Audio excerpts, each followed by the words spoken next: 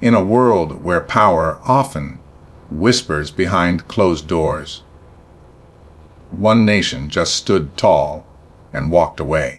Not in anger, but in clarity, not in fear, but in conviction. This is the moment Canada chose courage over compromise.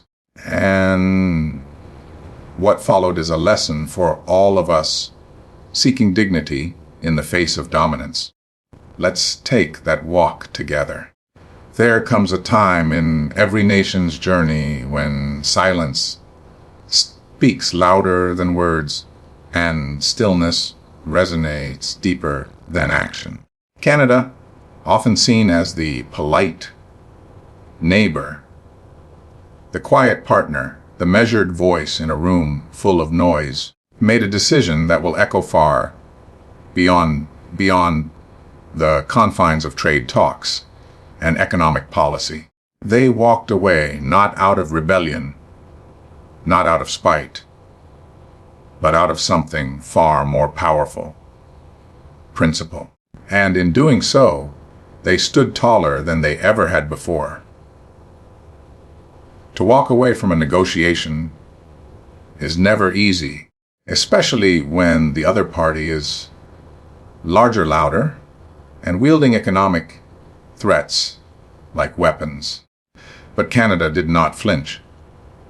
They didn't cave to pressure or bend to posturing. Instead, they assessed the landscape. They looked at the imbalance, the arrogance, the disguised ultimatums, wrapped in the illusion of diplomacy, and they quietly made a choice to preserve their dignity over signing a deal that would strip it away. I was not always in how you speak. Sometimes it's in how you choose not to respond. While the U.S. entered the room, expecting concessions, demanding leverage, Canada entered with clarity. They knew what their people stood for. They knew what they had built. They knew the value of their labor, their industries, and their autonomy. And when the terms became too weighted, too lopsided, too punishing, they simply rose from the table and walked out. It was not a tantrum. It was a declaration, a silent, spin-straightened statement that screamed, "Why know who we are?" There's something incredibly powerful about restraint in a world addicted to reaction. Walking away requires a mastery of self.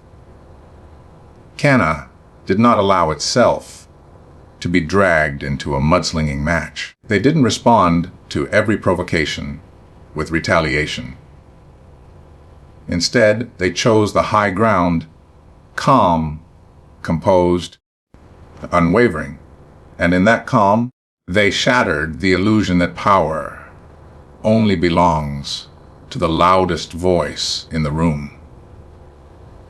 They proved that resolve, when rooted in values, can outlast even the fiercest intimidation. Behind every political move, there are people, families, workers, small businesses, farmers, truckers, miners, everyday citizens whose lives would be directly affected by the weight of a one-sided agreement. Canada understood that they weren't playing chess with abstract numbers. They were protecting livelihoods. When the cost of compromise became too great, they chose protection over politeness, principle over protocol. But this wasn't just about trade. It was about identity, about not allowing one's national character to be reshaped under pressure. It was about telling the world, "We may be your partner, but we are not your pawn." And that message delivered, without bombast or threat, landed with seismic force. The shock wasn't in the words, Candace said. It was in the walk out, a quiet refusal that spoke volumes. Because when the terms of respect are removed from the table, the only dignified act left is to leave. In doing so, Canada offered a masterclass in modern courage. The courage to say no, the courage to withstand criticism, the courage to risk short-term uncertainty for long-term integrity. They didn't ask for applause. They weren't chasing headlines. But what they did, what they embodied in that moment, became a beacon for every nation, every leader, every individual who's ever felt cornered by power and manipulation. The world often forgets that silence is a language, and Canada spoke it fluently that day. The exit was not a retreat. It was a reclaiming, a powerful pause in a conversation that had long ceased to be fair.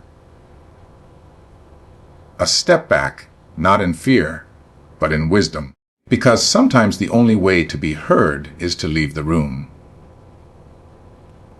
And when Canada left, the world listened, not to noise, but to the unmistakable sound of quiet power in motion.